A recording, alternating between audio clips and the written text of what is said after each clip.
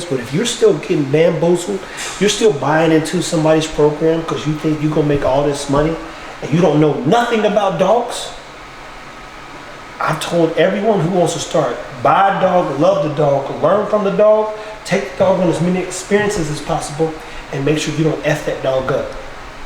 It's that simple. Don't get a dog.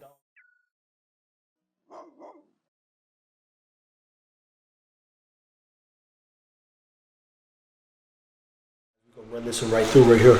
I love what she just made a statement about people who have reached out. And again, we're going to talk about two things today: how to start breeding in some form of fashion, or why would you breed, or why do you think it's a lucrative opportunity, and then how to really start with your credit.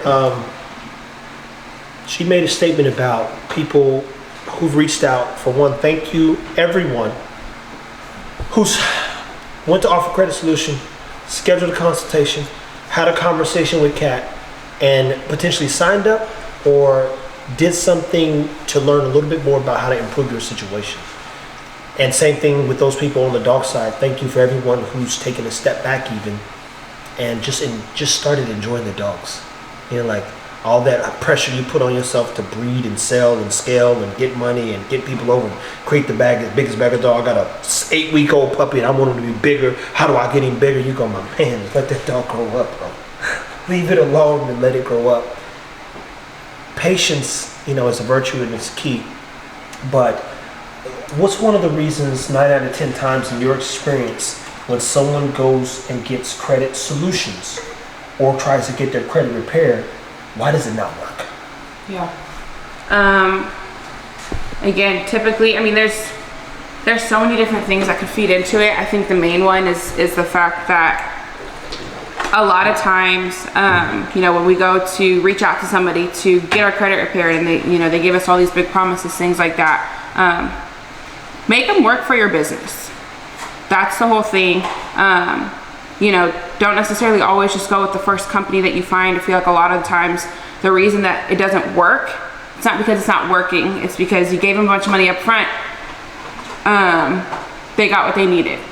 They got the client, they got the clout of signing up the new client, they got your money, you know what I mean? And so now they have no motivation to continue to go out there and do good business because unfortunately, they've got, you know, the social media platform or, you know, the Google reviews or whatever the case is to make them seem credible. So make these companies work for your business and make sure that they understand what they're doing. They can convey that to you in a clear, concise way. And they've got, you know, some sort of reason or motivation towards making sure that you as their client is taken care of. Guys, if I was to piggyback off that, I would say, I told Ruben this and he caught wind. Rule 1 of every business is to protect the business. And when you think of yourself as a business, you tend to ask a few more questions than just wrecking your life or giving your money away. So even something as simple as, hey, I bought this from Walmart, it didn't work. If you don't have your receipt, not only can you not get your money back, they'll potentially give you store credit. That doesn't make you happy, especially if you spend a good, you know, chunk of change, but they have protocols to protect the business. So regardless, it's like, yo, we still getting our money because you got to pay us still if you didn't keep your receipt. There's a lot of protocols in life that we, you know, learn about much later, and unfortunately sometimes the hard way, because a business's job is to protect the business, and the way to protect the business is to make sure that the bottom line stays consistent, very consistent. So in the dog space, people say, I mean, I'm gonna go through these messages on Twitch, man. I really don't like talking about no dog stuff no more, if I'm being honest. And not on YouTube, I mean like with people. It's nothing for us to really talk about. I put out a lot of stuff, we're gonna put out some more things, but if you're still getting bamboozled, you're still buying into somebody's program because you think you're gonna make all this money and you don't know nothing about dogs, I've told everyone who wants to start, buy a dog, love the dog, learn from the dog, take the dog on as many experiences as possible, and make sure you don't F that dog up. It's that simple. Don't get a dog and give it basically a crappy life. So when someone does contact you and they say, hey, this is my umpteenth time, what's one of the things, as you know, your objections that you go through to make sure that you actually give them enough confidence to feel like you can do the job? Yeah, I think it's really important for people to understand what's being done on the behalf. So that's one of the first things that I tackle. We'll go through, we do a full consultation, we go over every single item on your credit report, make sure we know what belongs to you, what doesn't, that type of thing. So we, from jump, put a game plan together as far as how we're gonna tackle it. And then the second half of our phone call, I'm gonna start telling you about what it is that we're gonna do, right? I'm gonna let you know every single step of the process, the way that we tackle it, what our strategies are. And then, you know, I always just like to reinforce the fact that you're gonna hear from us on a monthly basis regardless. Every single month when that credit report updates, you are gonna get a detailed email from us letting you know, hey, this has been deleted, this hasn't, this is the type of response that we received from the credit bureaus, that type of thing. And so I really just like to reinforce the fact that we're gonna constantly communicate, and this process is just as much our process as it is your process, and we wanna make sure that everybody's on the same page the whole time. And here's one of the things that I learned, I think just over a couple weeks ago, from Kat, and probably last week realistically, was that, you know, even if they get something off your credit, the people who bought, let's say, your debt, they could turn around once they've removed it and sell it to somebody else, so they get a percentage of their money back, and it'll show up in 90 days, which also means keep your head up, pace yourself. And it's very similar to the dog space people. There are people, Chris Moore was just down here, and guess what happened?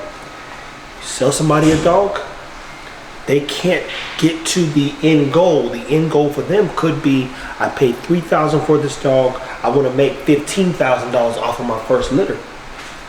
They don't see it happening fast enough, so they're like, I need to get rid of this dog. So they turn around and sell that dog to somebody else, triple the price, because maybe it's had a breeding. This happens too, and I know it because I know the guy. He might be watching this. But let's say a big kennel does one breeding with the dog.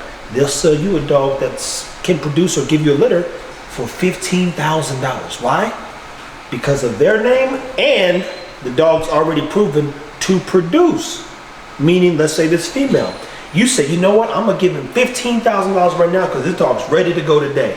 But you never had a dog, nobody knows you selling dogs, and you can't even move a dog. So now you sitting on 10 dogs and can't sell them for $2,000. So the struggle, to say the least, becomes very real. Becomes very real. And basically, what did you do? You technically bought debt. You bought a dog for $15,000 and you don't know nothing about dogs, and now you don't know how to sell a dog, let alone get a dog out your house. And you've never even taken care of a dog. You ain't even in the dog business, but it sounded good. It looked fast. It was quick. It's a quick fix.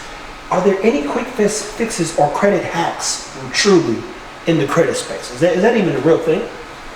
There's hacks, yes. Quick fixes as far as things that have been messed up, things that are in bad shape, absolutely not.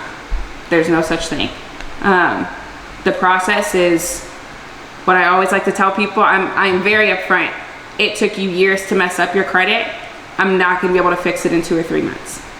I mean, just realistically, you know what I mean? Every once in a while, somebody comes through, we get a whole bunch of stuff off, you know what I mean, in that first month.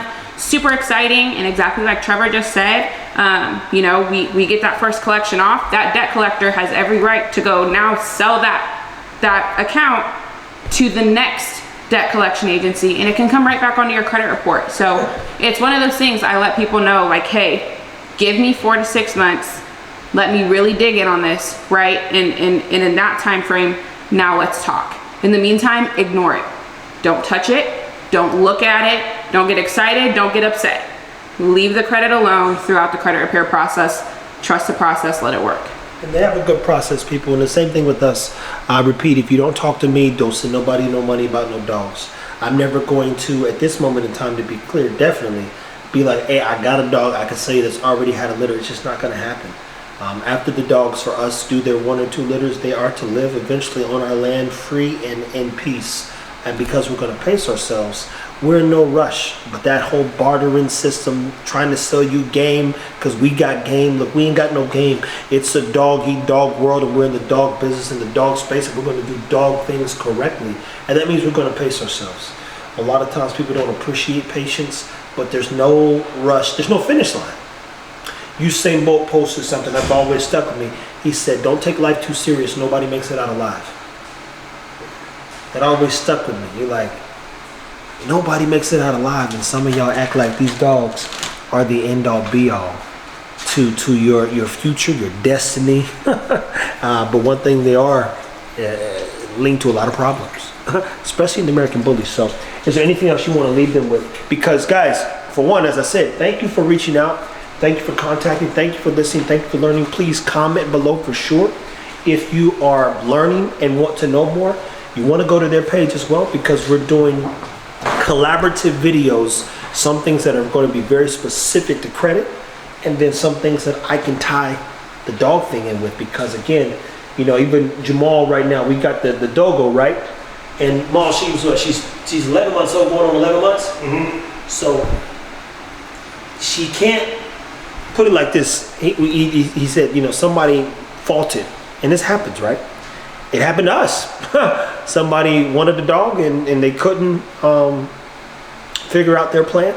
And so we changed the plan on the dog and put it somewhere else where it'll just be a good dog. In this case, the guy didn't want to put an imprint on her.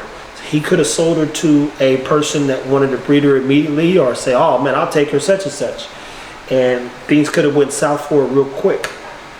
She's got a few things that Jamal's helping manage as far as her overall health.